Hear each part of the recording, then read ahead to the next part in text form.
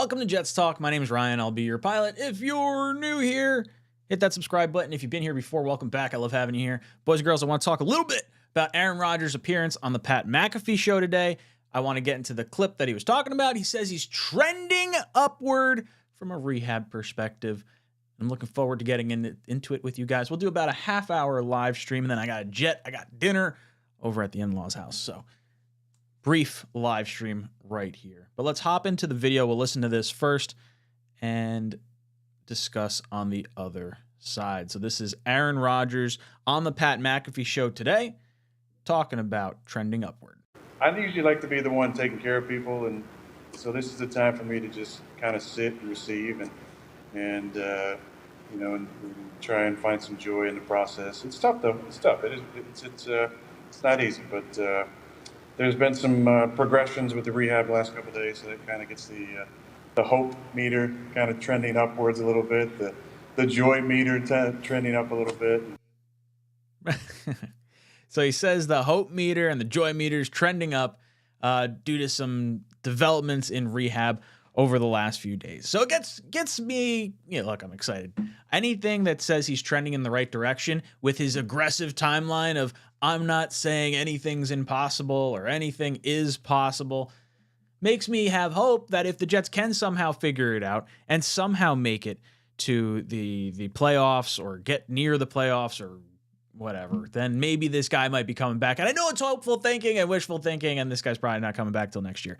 But it's good to know that he's at least trending in a positive direction. He was saying how on, I don't know if you guys saw Ian Rappaport's video of the Achilles injury. They sent him or the doctors that I guess are working on him from Speed Brace sent him a diagram of an Achilles and a leg and how everything works together. And they showed it on one of the NFL network things or ESPN things. And it was pretty interesting. And Rodgers came out and said, some of what you've heard is true. Some of what you've heard is not true. And I think seeing that, I don't know. It's just he doesn't want to give away his secrets. Like, how's his rehab going? He's trying to stay ahead. I don't know. It seems like he's in good spirits. Overall, this was a pretty good interview. He was on with Pat McAfee for about 30 minutes or so. I'm sure you'll be able to find the full clip of it in the YouTube sphere. I'll let you guys kind of track that down. But overall, the vibe of this interview felt like he was very much in good spirits. He's frustrated. He's definitely not walking around yet. He's still in a boot. And he says he doesn't want to be in New Jersey until he's able to walk around. I think it sounds like he wants to get back there as quick as possible, but at least being able to be semi-mobile is something that means a lot to him. And he hasn't been keeping up with watching tape. So when we were kind of maybe thinking, I wonder what Aaron Rodgers is thinking in XYZ, is he watching game tape preparing for the Patriots? He says he's not watching any of that. He's focusing on his rehab. And once he gets back in New Jersey, that's when he'll really dive in. But they were picking his brains. The coaches seem to have wanted Aaron Rodgers' input coming into this game. So I'm curious to see what wound up maybe being said. They did talk about the Dallas game with Micah Parsons and how he just wreaked havoc on Zach Wilson the entirety of the night, and how the game plan last year when he was with the Packers was to eliminate number 11 and try to get four hands on him. So obviously double team him every play you can. This year, they're using Parsons more on the line of scrimmage, even over the center. We saw Connor McGovern get put in a blender. AVT didn't look great. The whole offensive line was rough. And in just saying, hey, you got to key in on Parsons. If we had just focused on Parsons, I think that's a much closer game than it otherwise was. Now, going into New England, you're saying, okay, this guy's, the defense is motivated. They want to show they're not what they were against Dallas and everything. I don't love what I heard from Sauce, and it wasn't necessarily a bad thing. I think it was more of a compliment, but I think there's going to be a lot of players that are saying it's more of a throwing shade. It was something like, the Patriots offense doesn't do anything difficult or anything hard or anything crazy. It's a very simple offense, but they operate it very effectively and efficiently. And it's basically what we've seen from Tom Brady the last 20 years. Mac Jones does a pretty good job at running it as well. And it's kind of a slap in the face. It's like a backhanded compliment, right? It's like, your shit's so easy, but you do it well. It's like, all right, well, that's sort of like bulletin board material. If I had to, classify that sort of comment. I thought it was interesting. He does say that he's talking to Zach every single day. He's talking to the coach. He's talking to players throughout the week, but he definitely mentioned that he's talking to Zach consistently. He did reach out to Jordan Love while Jordan Love was playing this past week and said, hey, congratulations. You put the Bears in their place. You still own them. Talking about Green Bay quarterbacks over the Chicago Bears. So it's nice to see that he has all those different relationships. They did show a clip of Tom Brady talking about motivation and how he intrinsically sort of got himself motivated. And it was very Michael Jordan-esque, where he would just find reasons, little chips to sort of stack on his shoulder. Like, oh, did he say that? Does he look like that? Like, what's he doing? And he's trying to get all this like motivation. And Rodgers, to some extent, says he definitely does that. You know, the stacking of chips and trying to find that motivation, but there's, you know, an inherent motivation with the great ones. And that's what he kind of compares himself in with Jordan and Kobe and Tom. And I think that's, you know, at 4 MVPs, Super Bowl MVP and whatnot, he's going to wind up being in that same conversation anyway. So I don't think anyone should be, well, you shouldn't talk about yourself like that. No, I like where he's going with all this. It seems like his headspace is right. I think he's trending in the right direction. And at the very least, like, maybe he's got some positive things to say to Zach. And, you know, I wish they had dove in a little bit more into what Rodgers thought of Zach's performance, because that's something you didn't really get to see. They just talked more about Parsons. And I'm wondering if that was like by design, or, you know, maybe that's something like, hey, Rodgers, we just don't want you to like really say too much about what's going on. He's going to have everyone's back, obviously, but I want to know what his input is. Like when he says, oh, I would have focused a little more on Parsons, that feels kind of like, you know, Keith Carter, Hackett, like, you know, what happened? But then he also acknowledges that like Parsons was used a little bit differently this year than how they were used last year. And look, Parsons is one of, I think he said 4 players. He named Aaron Donald as one. Basically, you have to plan around that player the entire time on defense. You stop him, then you have a good shot at winning that game. And it's nice that he kind of recognizes it. He had said a bunch of like good things and compliments of like other competitors. But overall, pretty decent interview. This was supposed to be on Tuesday. They've been supposed to be doing Aaron Rodgers Tuesdays, and the last 2 weeks it's been Aaron Rodgers Tuesday on Friday. So we'll see if it switches up this next week, and if the Jets can wind up beating New England, I can't wait to see what actually is said about it. But, you know, I don't know. I'm just excited. I want to hear this guy's doing well. I want to know he's coming back. The Jets are basically tied into his contract for next year anyway, and I just want to believe he's going to be the guy that we thought he was going to be this year. And it sounds like the motivation's there, and it sounds like the work ethic's there. And if things are trending in the right direction from a rehab perspective, you know, obviously he still has the boot on, so he's hoping to go have the boot off and then be able to walk around. And then he says eventually, you know, up pace walking and then a jog and then a run and then, you know, so on and so forth. He did talk about Cam Akers a little bit with the 4.5 month recovery. He talked about some guys coming back in 5-6 months, things of that nature. I think the age thing's big here. How fast is that injury going to heal itself, even with this new technology? So even if Kobe came back, I think it was 7 months is what Kobe did. He didn't have the same surgery done. He had the same doctor perform a surgery on his Achilles, but it's a different type of procedure now that should accelerate it a little bit more. But the healing time from Kobe and the healing time from Rodgers, I feel like should be semi-comparable. I think Kobe tore his Achilles at like 34, 35. He was a little bit older. I don't think he was, I mean, definitely wasn't as old as Rodgers, but still an accelerated or an aged player to some degree. Let's see what you guys have in the chat here. I see David says, screw Belichick. There you go. Mike D's, what's up, Ryan? What's up, Joe West? David K, Joe West. O-line's going to get him killed. Fernando says, what's up, Ryan? Can't wait for Rodgers to return. Jets will beat up the Patriots 17-6. Let's effing go. I hope we beat up the Patriots and they can't score many points. I hope it's more than 17. I want Zach to be the reason we win this game. That would make me feel really comfortable. Vincent says, Ryan, you're the best. Great news. Go Jets. Always look forward to your podcast. Thank you, Vincent. You're the man. Non-smoker says, Ryan seems very sad ever since Rodgers' injury. Yeah, I'm crushed. I'm not going to lie. I'm motivated from like, the rest of the team perspective. Last week has me like all sorts of down in the dumps, and I'm trying to get it in my head that this was just short week, emotional roller coaster of Rodgers. Parsons blew everything up. Offensive line looked bad, but we're bouncing back this week. We played a Super Bowl team last week in the Cowboys. We played a Super Bowl caliber team in the Bills. We won one, we lost the other. I think we can come out, we can beat the Patriots, but like I'm deathly afraid of it. I'm afraid of Judon. I'm afraid of what this offensive line looks like. And it felt like we had all this hope with Aaron Rodgers, and it just got sucked right out. So I know you guys are probably feeling somewhat similar. Joe S. says the O-line is terrible. Let's see if they can gel this week. I think we give them this week, maybe next week, and then you start making some serious thoughts about like Tippmann going in, Becton switching sides. Hey, Ryan. What's up, Ed? What's happening, my man? Nice to see you. Joe S. says, Sauce is talking like we still have Rodgers under center.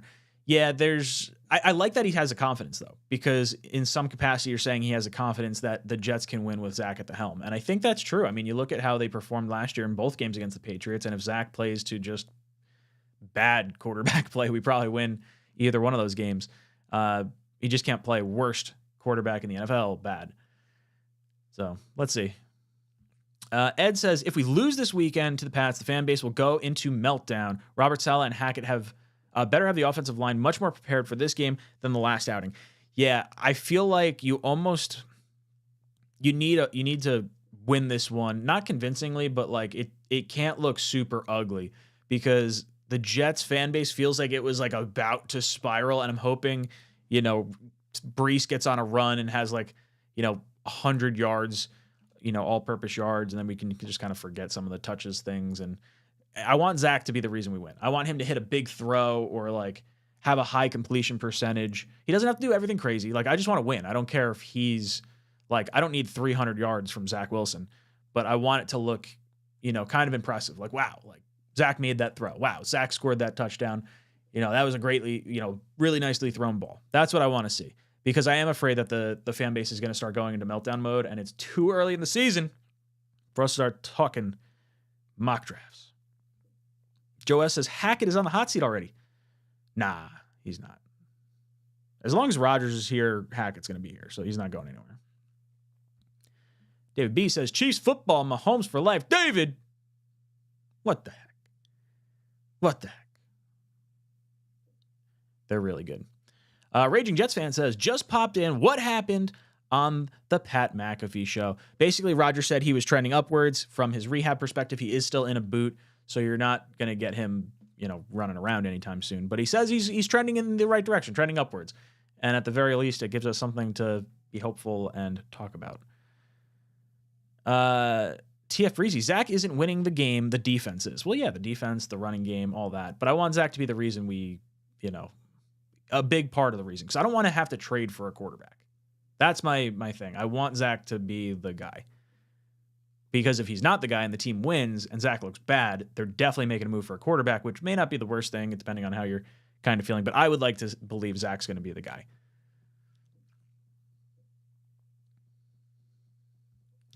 Joe S. says, Zach needs a good game. That's exactly what I'm looking for. John says, 35-year-old basketball player is equivalent to a 45-year-old quarterback. So there you go. Rodgers 5 years younger with that sort of mentality, right? Because if Kobe's at 35 when he had his Achilles and Rodgers at 39, and if a 35-year-old basketball player is equivalent to a 45-year-old quarterback, then ipso facto, Rodgers is like a 30-year-old basketball player, right? Going to come back even better. Going to manifest that. Daniel says, saw the script. Zach has 3 touchdowns and a dub on Sunday. The NFL writing their scripts. I like it. Timo, I heard that the sutures he got on his Achilles are supposed to help the recovery time. Yes, it is.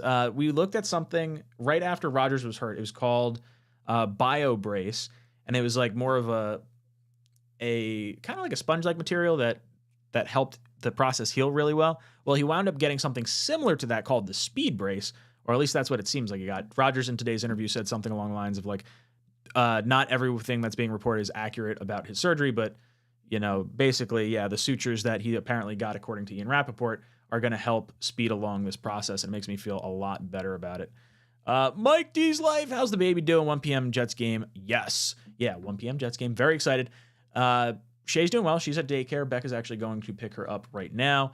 And then Ren is sleeping. She's snoozing. We just watched the Barbie movie. that was our little date night. Well, date morning, date afternoon. While Shea was at school, we didn't have a whole lot. Not that we didn't have a whole lot to do. We have a bunch to do, but it was nice to kind of like have our own little date night for a little bit.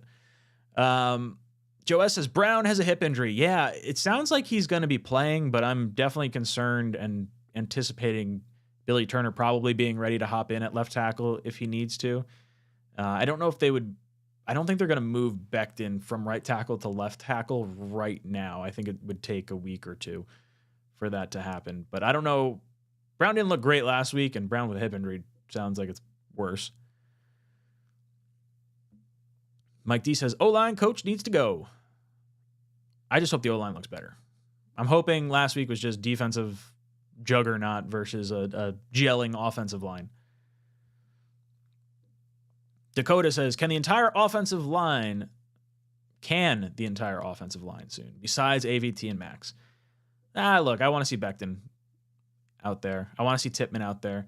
So if you see AVT, if you move like Becton to left tackle, I don't know if you keep AVT at right guard since he's been there, or if you move him next to Becton at left guard, then maybe you do Tippmann at center, McGovern at guard, or Schweitzer or whatever at guard. He's out too, actually.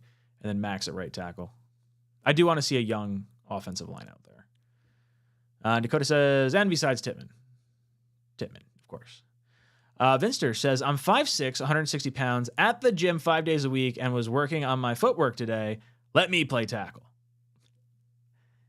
You're a little small, Finster, for a tackle. I like it, though. Mike Dees. We need to beat the Pats the same way we beat the Finns last season. Dominate them. Bill hasn't seen Brees yet run the ball. Yeah, I want to see that like Tyreek kill stiff arm moment again. I want that type of moment in this Patriots game. But more than anything, I just want to win. I don't want to talk about this friggin' streak anymore. You know, even after this, they're going to be saying, oh, well, the Jets, even if we win, oh, well, the Jets are 1-14 against the New England Patriots, and that's what we're going to have to deal with until we have a consistently winning thing, but we got to break the streak first, so fingers friggin' crossed here. Playboy says, I'd like Zach to be the reason we win. We need him to ball out more than ever. Yeah, I mean, you can't keep making excuses for Zach, and I've definitely been one to do that because I've bought in. I wanted the number 2 overall pick to be our guy, and I thought Zach was not the reason we lost last week. I do think them stacking the box against Zach is part of the reason we did lose, so that it's sort of a weird, like, I didn't think he played poorly, but I think because of his historic traits maybe or play, Dallas's defense did not respect Zach, and it made it harder for the offensive line. It made it harder for Brees and Cook to get going.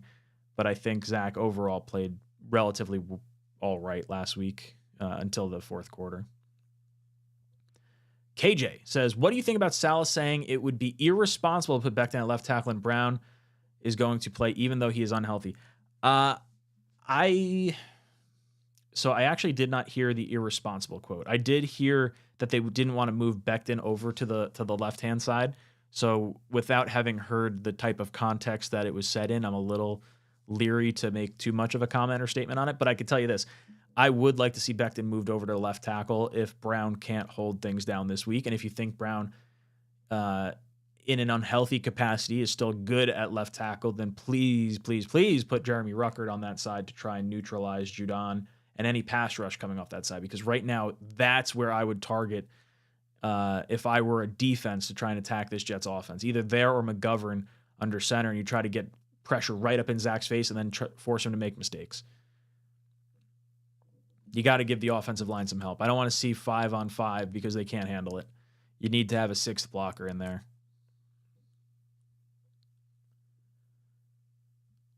Dakota says, soon can the entire offensive line between AVT, besides AVT, Max, and Becton. Tippmann, by Becton. I want Becton to turn it around too. The Wedge says, run the ball like in Super Bowl III. I want to see 200 yards on the ground. That's what I want to see. Just a zillion yards on the ground. Cook and Brees feast. That means we win.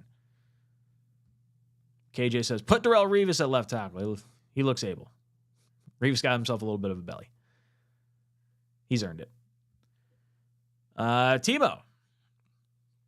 I really believed Rodgers when he said he was going to use dolphin noise frequency to heal, but he said it was a joke. I did. I saw that today.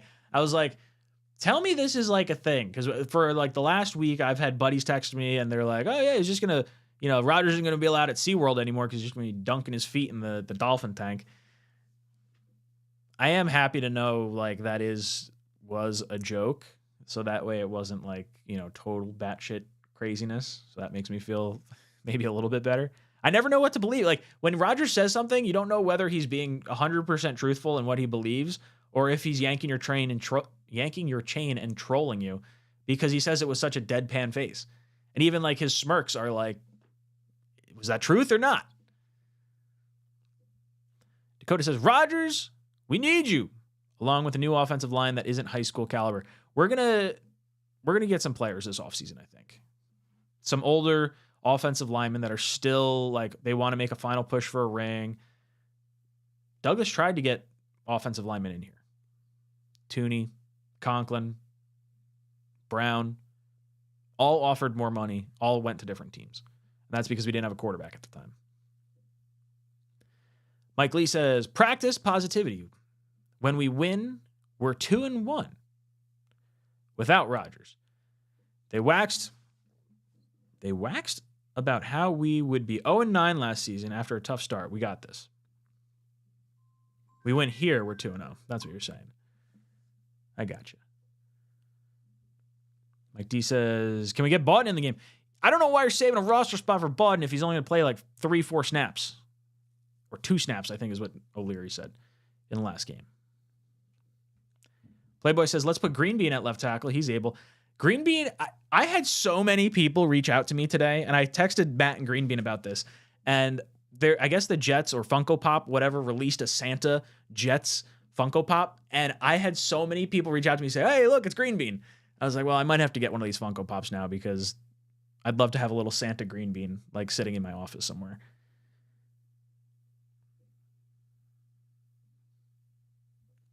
Trimo says, they need to run on the right side more often. AVT and Becton are better blockers. Yeah, you spent first-round picks on AVT and Becton, and you were going to trade back up into the first round for Breece Hall. Why don't you use the 3 players that you covet so highly and think so highly of, run them all in the same direction in the same play? Becton was like bulldozing over dudes. What do you have? Took out 2 or 3 guys in that first game. I think it was Cook running behind him on that side. That's what I want to see. We dreamed about that. When we drafted AV2, we're like, wow, we got this rock solid left-hand side. That is now our right-hand side. Let's see it. Let's make the Patriots hate how the Jets drafted. That's what I want to see. All right. Let's hop over to, I want to talk a little bit about sponsor the channel briefly. This is Underdog Fantasy. If you guys have not played Underdog Fantasy, they will match $100 of your first deposit up to, 100% of your deposit up to $100 with promo code JETS247. It's a lot of fun. I've had a lot of fun with this. Basically what you do is you pick higher or lower contests and then you can stack them. So it's kind of like a multiplier depending on how much you put in. So we'll do one right here. If you look at the top right here with Lamar Jackson, they usually give you one free, like freebie kind of. So for this particular one, Lamar Jackson only has to get half a yard, which is kind of funny because the first week of the season, the bonus was half a yard from Aaron Rodgers, and Aaron Rodgers got hurt. And she did not get the win. So it doesn't always work out, I guess. But we're going to say, let's start with higher for Lamar Jackson getting half a yard. Let's try that. And then let's go over and let's look up the Jets-Patriots game and see what they're kind of thinking for our hires and lowers for these guys. So Zach Wilson, I want to pick one of these. Well, if we like one of them, I guess. Passing yards, 181. Rush yards, 13.5. Passing attempts, 29.5. Honestly, of all these things right here, I think rushing yards are the one I like the most. 13.5 yards. I do think that Zach Wilson is going to get that. So I'm going to go with the higher. Got screwed last week. I did the fantasy points. The fantasy points bit me in the butt. But I think 13.5 points, I think Zach is going to be able to get that. Breece Hall, 43.5 rushing yards. I do think this is going to be higher because I think the Jets are going to make a point to get him the ball. So I'm going to go with the higher there. As we scroll down, Dalvin Cook. I don't think I really want to touch Cook right now.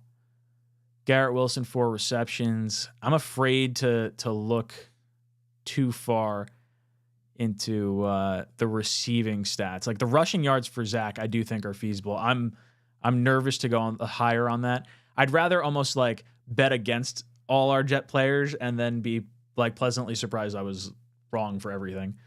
So as far as this goes, I do think that's all I'm going to play with for right now.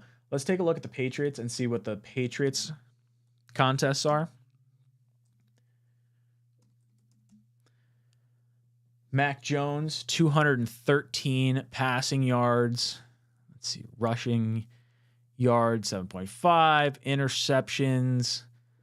I do think we can get an interception. So half an interception. I'm going to go higher. So I'm going to say we're going to get at least 1 interception on this Mac Jones, cheap shot artist, doughboy. That's what I think is going to happen. Let's find one more. Let's see. Zeke, Juju, Parker, Hunter Henry. If they got a kicker contest, I think I would go with the kicker. Is that? Oh, they do. Let me move this up. They do have the kicker. So it's 1.5 field goals made. I'm going to go with the higher there because I do think that the Jets are going to be able to basically every time the Jets defense is so good, you expect them to bend and not break and give up field goals rather than touchdowns. So I've taken the over on our opponent's field goal kicker each of the first, or the higher on the opponent's field goal kicker each of the last 2 weeks, and it has hit on each of those 2 weeks. So I'm going to continue in that capacity, and let's see what we want our entry to be. Can I do 20? Let me do 20. Yeah. All right. That'll let me do 20. So I could have a potential payout of $400 on just this $20 little contest here. And who knows? It'll be kind of fun. If you guys do want to play along, it does help support the channel, and they match your deposit up to $100. So very much appreciate it if you guys do head over there, if you enjoy this sort of stuff. Obviously, if you have gambling problems, don't go crazy. Technically, this isn't gambling. It's all skill-based. Now, the higher lowers for Pick'em, for Underdog, this is considered it's legal in New York and in Connecticut, I believe. I don't think it's legal in Jersey yet, but you can play the daily fantasy, like almost like DraftKings or FanDuel, where you pick players for the day. But this is more of a snake fantasy as opposed to a salary cap based fantasy. So either way, thank you so much, Underdog, for sponsoring the channel. Let's rip into a few more comments. I see Craig over here. Craig says, Ryan, thanks. He'll be brilliant again, JETS. Craig, if you don't know Craig's take on Zach Wilson and his performance against Dallas, there is an every throw video that I posted for Zach Wilson. Go down, click on comments, and filter by new. Craig has a very, very, very long explanation that he spent a lot of time on, a lot of detailed analysis. Got to take it with a grain of salt. He paused everything at like 2 seconds, and he wanted to see where Zach was and if there was pressure in his face already. So the idea is that if the offensive line can give Zach any time at all, there's going to be a lot more completions if you factor out drops, things of that nature, almost like an adjusted completion percentage. So Craig is a very, very optimistic Zach Wilson fan for this week, and I'm looking forward to him being right. Joe says, last time we had a good offensive line was 2009. 2009, 2010. 2009, we were number one. Were we number one in 2010? It was close. Everett. Only thing that's trending upward is the Jets draft position. Yeah, right? Like, I guess you get that to look forward to. Draft season was like, oh man, it's going to stink. We're not going to have a first round pick this year, but it's going to be great because we have Aaron Rodgers. Now we get the best of both worlds. We get Aaron Rodgers and a high draft pick. Hopefully that's not the case. I want to be picking in the 20s. I know Super Bowl is a little far-fetched right now, but if we're picking in the 20s, that means we got to the playoffs and maybe we're getting our quarterback back. We can get excited. Timo says, Becton pancake 2 guys at the same time. That's why I want to see more Becton. Too much upside. Mike Dees, what happened to the Eagles tackle that wanted to join us? Jason Peters, I believe, signed with Seattle. Is that right? I think he signed with another team. Harlan says, it's not Douglas's fault that the offensive line isn't fixed. He's attempted to get players. Some went to other teams. Those that came here got injured. Yeah, I mean, it's not for a lack of trying. And I understand fans that are frustrated with seeing the offensive line saying, hey, you got to hold Douglas accountable. And I don't disagree, but it's one of those things where he's brought in a Pro Bowler in Laken Tomlinson, and he turned into a pumpkin. And it's like, oh, well, that sucks. And Mekhi Becton, that was their number 1 left tackle. I know that for a fact in that draft. That was their number 1 left tackle. They got him, and they were like, wow, Becton's great. And then he got knocked out for 2 seasons. And then, obviously, they got AVT. They're pumped on that. They got Tittman. I think he'll eventually, be the starter at center. McGovern has been solid, but then they tried to go after Tooney. They tried to go after Conklin. They tried to go after Brown. They brought in Morgan Moses, who played well. They brought in George Fant, who played well. But it's just having that consistent young player that you could have, like a Cowboys offensive line from 5 years ago, where you could look at and say, wow, look at all those high picks and look at how well they're playing as a unit together. They're going to be here for a long time. That's what I want the Jets to have, and that's what we've been missing. Some of it has been quarterback induced because they weren't able to get rid of the ball, but a lot of it has been injuries. A lot of it has been underperforming players, and Brown and Tomlinson need to have a bounce back week. The whole offensive line overall. AVT didn't look good last week either, but overall the offensive line has to bounce back in a big, big way. Twisted says, we need this win for many reasons. Sadly, I have little faith, but hope. Hope, but no faith. Yeah, I have to admit, I'm not feeling as confident as I obviously would have with Aaron Rodgers under center. And based on last week's game, I'm skeptical, but I do think that we ran up against a really tough juggernaut of a Dallas team last week, and this is primed for the Jets to bounce back. But my pessimistic side of me is saying, well, if they don't, which I don't know why I'm thinking that. I shouldn't say if they don't until they actually don't. But there's always that panic in the back of your head as a Jet fan saying, well, if it doesn't, then everything's going down, the shitter. So hopefully that's not the case. Joe says, Harlan, he passed over Wirfs. That's huge. I did want Wirfs at the time. I do know that Becton was their number 1 tackle, regardless of who was on the board at that point. That was the guy that they did like the most. I think they thought he had the highest upside, largest boom factor. When you're at the top of the draft, that's kind of where you want to go. I understand the option of taking the safe route. I think Andrew Thomas was the best safe option, and he's clearly proven to be, I think, the best of that group. Wirfs has been steady Eddie at the right tackle position, and then who am I missing? Wills is in Cleveland. Last I saw, he was doing well. Harlan says, some contracts are expiring, so Joe Douglas will get some new offensive linemen and try again. I really think the Jets are going to get David Bakhtiari next year. I just don't know how much he's going to cost and how many games he's actually going to play in, because he was not a healthy scratch, but he was healthy week 1, then scratched from the game week 2, and they thought he was going to be starting. So that gives me the heebie-jeebies too. Where's he at in his health, realm? I feel like Rodgers is going to want him, and he's probably going to be a free agent next season. So I think that's a lineman that we're ultimately going to end up with. Harlan says, Becton had more upside. I agree. I think Becton had more upside than any of the tackles that year. He was just a risk, especially with the getting popped for the drug test at the combine was a big one. I think in hindsight, you look back at that and you say, well, maybe there were some maturity issues. Maybe there was going to be some nutritionist things, like a mindset or not a motivation, but someone to kind of keep him on track. Probably would have been something you wanted to look into after drafting him. Because if you know you have a drug test coming and you are smoking pot before your biggest interview of your career, that's a dumb move. Daniel says, we have to win this game on Sunday. Everyone is going with New England to win this game, so Robert better have this team ready to win. Yeah. Look, I think it makes sense that the Patriots are favored right now. The Jets have to prove that they're worth more than what people think of us right now, because that was an embarrassing loss to Dallas.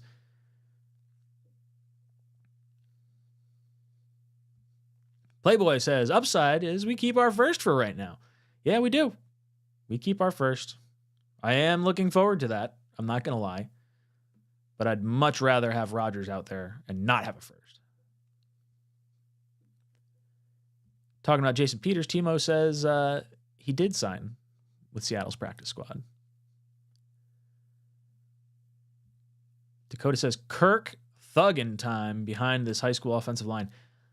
I wonder if the Jets will ever get to a point this season where they would actually pull the trigger on Kirk Cousins, because I don't know how much it's going to cost. I sort of thought in my mind like a third plus a conditional pick is what I would feel comfortable with. But you're also getting him for like half a season. So what is that worth? I think to the right team, it is worth a first-round pick, like Kirk Cousins going to the 49ers. I think the 49ers, should something happen to Brock Purdy, if they wanted to make a move, that could be a route you go. A 1-year rental for them or for us, though, is tough. How do you assign value to a 1-year rental of a franchise quarterback? Because realistically, if you didn't have Rodgers here and you could get Kirk Cousins and say, like, okay, he's going to be here for the next 5 years with the roster we currently have, I mean, you'd probably sign up for that, especially if you were someone that subscribed to the idea of just average quarterback play would get you to the playoffs and potentially a Super Bowl. And now you can have the argument, is Kirk Cousins a good enough quarterback to win a Super Bowl or to get you there, or is he kind of limited in that capacity? I think there's discussion there. But as far as stable quarterback play is going to get you, Kirk's one of the most stable quarterbacks you're going to find in the NFL. Dakota says, sign crab legs, Squints, Winston, Jameis, Winston, and crab legs. I've heard this before too. Like, hey, if we're going to throw interceptions, let's at least have fun with it. 30 for 30, 5,000 yards is a lot better than 2,000 yards, 30 interceptions, and not 30 touchdowns. I've heard that argument too. Shadow Warrior says, Jets are having the same problem as the Packers. We are not running the ball as much as they should. I think down and distance dictated that more than anything. We wound up having a lot of second and third and longs because of players dropping passes or because of maybe a sack or a penalty, things of that nature, and it's gotten us behind the sticks, and it makes it harder to try and run. That is my call. I do have to head off from here. So I will leave you with my closing thoughts. I do think that Aaron Rodgers is trending in the right direction. It sounds like he is, and at least he's in really good thoughts, and he's in a good headspace. And I think that's important when you're trying to recover from such a significant injury. So guys, let me know your thoughts on Aaron Rodgers down below in the comment section. What did you think of the interview with Pat McAfee? Have you listened to the whole interview yet? Let me know. If you're playing Underdog Fantasy, I want to see what you guys are doing as well. I'm going to throw this last one up here. Craig says, bring in a league average quarterback invites controversy. Yeah, I think you don't bring in Cousins unless you feel Zach is done. If you don't feel Zach is done, then you're not bringing in someone like Kirk Cousins. You'd bring in someone of a lesser caliber, like maybe a Brissett or something like that. That could be more of a mentor, non-polarizing type caliber player. Once you pull the trigger on someone like Cousins, Zach's done in New York, I think. But those are my thoughts. You guys can let me know yours down below in the comment section. And as always, go Jets. Jets!